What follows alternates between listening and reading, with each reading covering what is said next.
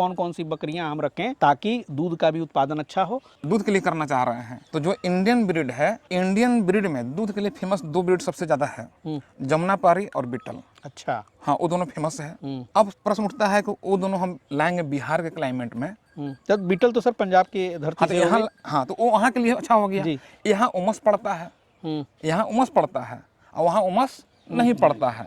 तो दूध का मार्केट तो है, लेकिन जहाँ उमस नहीं पड़ता उसके ब्लड में उमस बर्दाश्त करने की क्षमता नहीं रहता है। अब यहाँ लाइएगा तो फिर नुकसान होगा। अच्छा, बीटल और जमुनापारी में कौन सा यहाँ पे ज्यादा एडजस्टेबल है, खास करके जो देखिए, इस माहौल में? हमारा अपना व्यक्तिगत विचार चाहे अपना अनुभव, बहुत सारे कुछ किसान रखे हुए भी हैं। बीटल तो नहीं है, तो जमुनापारी का क्रॉस लाते हैं, वो ठीक है।